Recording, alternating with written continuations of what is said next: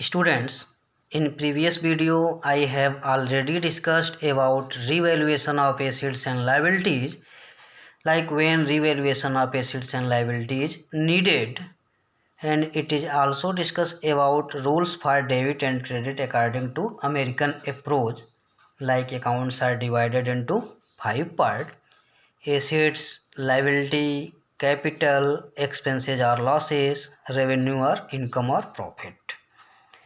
Student, ऐसा हम लोग पिछले वीडियो में देख चुके हैं। इस वीडियो में हम लोग कुछ important journal entry related to revaluation of assets and liability देखेंगे, जिसमें फर्स्ट जनरल एंट्री है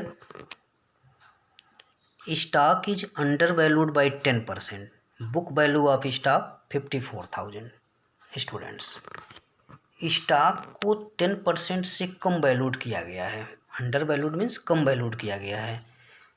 फर्म के बैलेंस शीट की एसेट साइड में स्टॉक की वैल्यू 54,000 दी हुई है। यह 54,000 10% कम पे दी हुई है। ऐसे में हम एक्चुअल वैल्यू ऑफ स्टॉक पता करेंगे।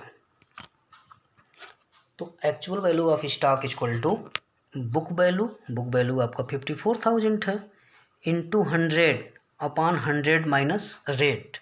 यहाँ पे अंडर वैल्यूड है इसलिए माइनस करेंगे। तो 10% अंडर वैल्यूड है तो 100 से 10 माइनस करेंगे तो 90 आएगा। अब इसको सॉल्व कर लेंगे तो book value into 100 upon 90 equal to 60,000, यानी स्टॉक की एक्चुअल वैल्यू 60,000 है। इसको 10% अंडर वैल्यूड किया गया है, यानी 54,000 बुक में दिखाया गया है, बैलेंस शीट में दिखाया गया है। ऐसे में यहाँ पे 6,000 इंक्रीज हो रहा है। बुक वैल्यू 54,000 है और एक्चुअल वैल्यू 60,000 है। 6,000 इंक्रीज हुआ, इसी 6,000 की जनरल एंट्री करनी है। Students, we are know journal है 5 columns. First date, second particular, third ledger folio, fourth debit amount and fifth credit amount. यहाँ स्टॉक की वैल्यू 6,000 से इंक्रीज हो रही है, यानी 54 से 60,000 हो रही है। Students, we are know stock is assets. Stock एक एसेट्स है and assets always have debit balance. When assets are increase right in debit side. जब एसेट्स की वैल्यू बढ़ती है तो उसको हम डेबिट साइड में लिखते हैं। तो यहाँ पे एसेट्स की वैल्यू बढ़ रही है 6,000 से, इसलिए एसेट्स को आप डेबिट साइड में लिख दिए। एसेट्स का नाम आपका स्टॉक है तो stock account debit 6,000 to revaluation 6,000, यानी रिवैल्यूएशन पे 6,000 बढ़ गया। नीचे आप इसका पूरा डिटेल लिख लेंगे। Increase in the value of stock, stock के वैल्यू में इंक्रीजमेंट हुआ। Students, second general entry, stock is over valued by 10%, book value of stock 66,000, यानी स्टॉक को ओवर वैल्यूड किया गया है 10% से 10% अधिक वैल्यूड किया गया है और इसकी बुक वैल्यू है 66,000, यानी फर्म के बैलेंस शीट में 66,000 दिखाया गया है, जो कि 10% अधिक पे दिखाया गया है। तो इसकी एक्चुअल वैल्यू पता करेंगे। Actual value of stock equal to book value into 100 upon 100 plus rate. यहाँ पे ओवर वैल्यूड है इसलिए 100 प्लस रेट कर रहे हैं। तो 100 10% ओवर वैल्यूड है तो 100 में 10 प्लस किए तो 110 हुआ। इसको सॉल्व किए तो आपका आया 60,000। अब देखिए यहाँ पे स्टॉक की वैल्यू कम हो रही है, 66,000 बैलेंस शीट में दिखाया गया है एंड एक्चुअल वैल्यू इसकी 60,000 है। 6,000 स्टॉक की वैल्यू कम हुई। Students, we are know when stock और assets is decrease right in credit side. जब स्टॉक या एसेट्स की वैल्यू डिक्रीज होती है तो हम क्रेडिट साइड में लिखते हैं, क्योंकि अमेरिकन स्टाइल यही करता है। Rules for debit and credit के लिए अमेरिकन स्टाइल यही बताता है कि अकाउंट्स को 5 पार्ट में डिवाइड किया गया है, जिसमें एक एसेट्स है। एसेट्स का वो डेबिट कब करते हैं, जब वो इंक्रीज होता है। क्रेडिट कब करते हैं, जब वो डिक्रीज होता है। तो यहाँ पे एसेट्स की वैल्यू डिक्रीज हो रही है। ऐसे कंडीशन में हम एसेट्स यानी स्टॉक को क्रेडिट कर देंगे 6,000 से और रिवैल्यूएशन को डेबिट कर देंगे 6,000 से, यानी revaluation account debit to stock फिर इसका नीचे डिटेल लिख लेंगे, decrease in the value of stock. Next journal entry, value of land and building is to be increase to 5 lakh, book value 4 lakh. Students, यहाँ पे लैंड एंड बिल्डिंग की value increase करनी है 5 लाख तक, इंक्रीज टू 5 लाख यानी 5 लाख तक इंक्रीज करनी है। बुक वैल्यू इसका है 4 lakh.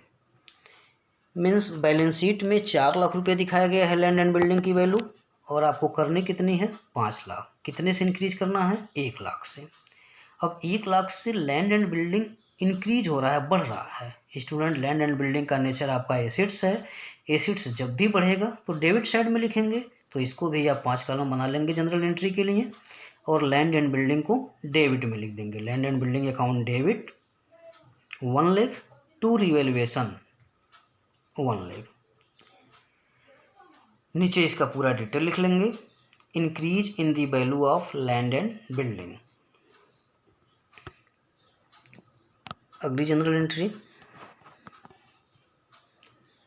Value of land and building is to be increase by 5 lakh, book value 4 lakh. Students, यहाँ पे लैंड एंड बिल्डिंग की वैल्यू को 5 लाख रुपए से इंक्रीज करना है। यहाँ इंक्रीज बाय लिखा हुआ है, नो कि इंक्रीज टू।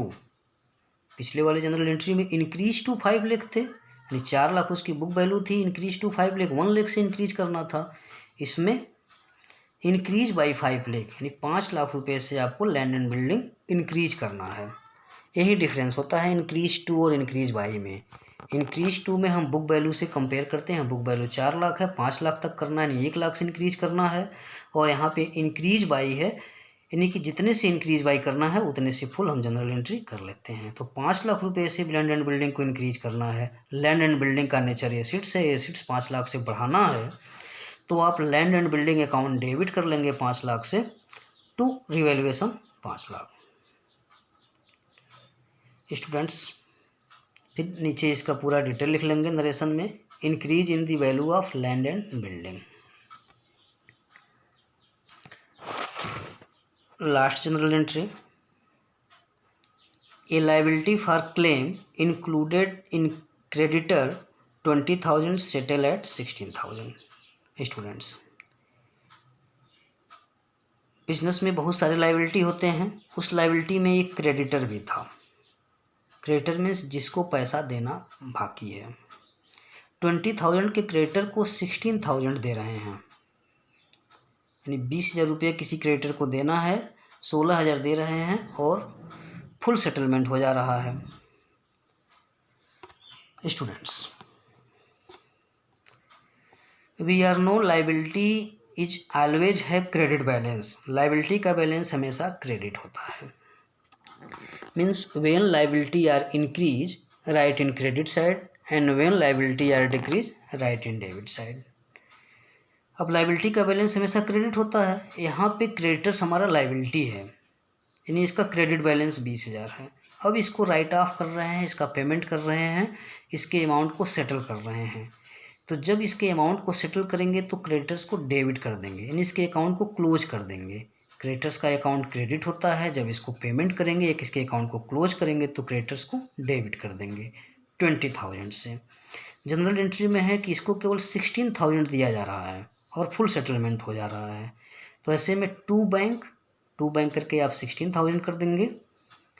अब 4,000 बच गया, प्रॉफिट हो गया, यानी उसके पेमेंट पे 4,000 रुपये बच गए। तो उस 4,000 को आप टू रिवैल्यूएशन में डाल देंगे, क्योंकि रिवैल्यूएशन आपका नॉमिनल अकाउंट है। इस तरह से जनरल एंट्री कंप्लीट हुई। नीचे आप पूरा इसका डिटेल लिख लेंगे, क्लेम फॉर 20,000 सेटल एट 60,000, यानी 20,000 का क्लेम था, 16,000 में इसको सेटल किया गया है। स्टूडेंट्स, ये डिफरेंट तरह की 5 जनरल एंट्री थी related to treatment of revaluation of assets and liabilities. Students, इस तरह की जनरल एंट्री आपको change in profit sharing ratio between existing partner में भी मिलेंगे, एडमिशन ऑफ ए पार्टनर में मिलेंगे, retirement of a partner, death of a partner, यानी इन सब जगह पे आपको ये जनरल एंट्री मिलेंगे। और ये काफ़ी इंपॉर्टेंट जनरल एंट्री है। कभी कभी एग्ज़ाम में केवल जनरल एंट्री ही पूछ देता है, बाकी कुछ नहीं पूछता है। वो देखता है कि आप इनिशियल स्टेज पे सही कर रहे हैं कि नहीं कर रहे हैं। तो इसको आप बुक्स में क्वेश्चंस देखिए और इस तरह के क्वेश्चंस करिए। Okay, thank you.